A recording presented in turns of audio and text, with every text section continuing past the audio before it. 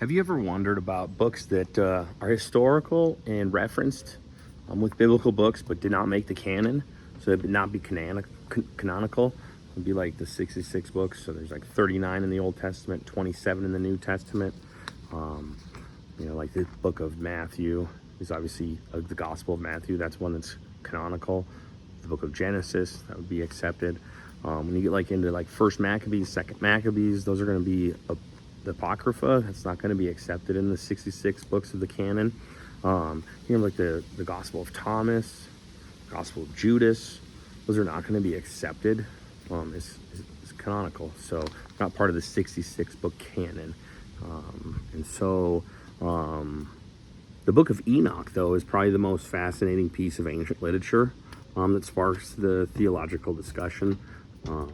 It's historically true in some degrees because Enoch is a biblical person. He is a true person, but he was the great-grandfather of Noah, and so he's definitely part of the historical world and was a real person. But as far as the Book of Enoch, you want to dive into that, see if it matches up with what the Bible teaches, and see if it's totally fiction or if it is something that could be just extra biblical, not biblical, but could be added is historical. And so stay tuned.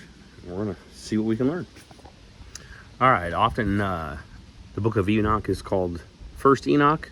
The book is attributed to Enoch, the great-grandfather of Noah. While it is not a part of the canonical Hebrew Bible or most Christian Bibles today, it is held influence in early Jewish and Christian circles.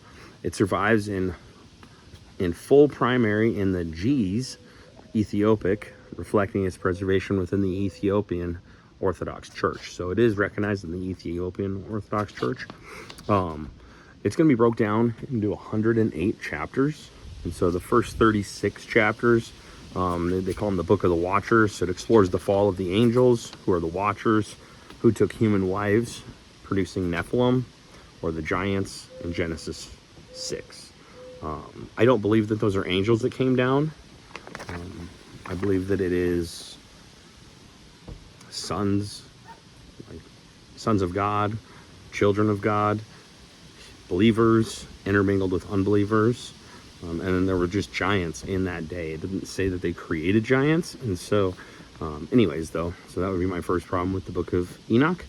Book of Parables would be chapters 37 through 71. Then you're going to have the astronomical books. So it's going to be like calendars, cosmology.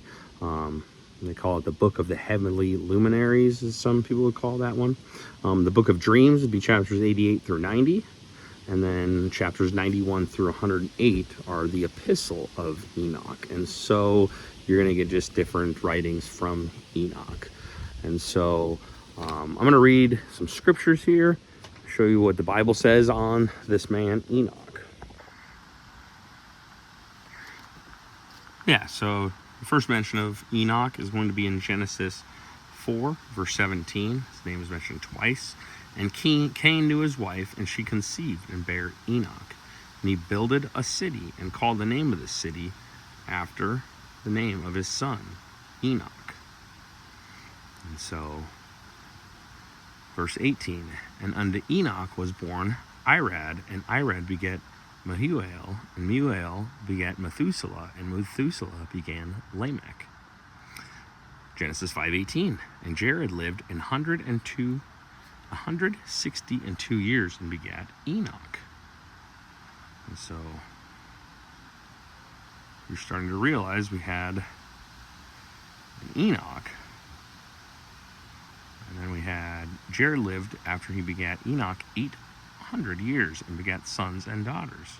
And Enoch lived 65 years and begat Methuselah. And Enoch walked with God after he begat Methuselah 300 years and begat sons and daughters. All the days of Enoch were 365 years. So he lived 365 years.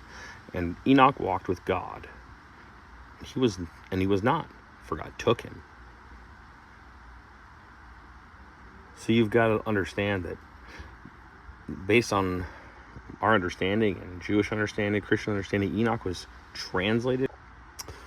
And then you have in Luke 3:37, which was the son of Methuselah, which was the son of Enoch, which was the son of Jared, which was the son of Maleleel,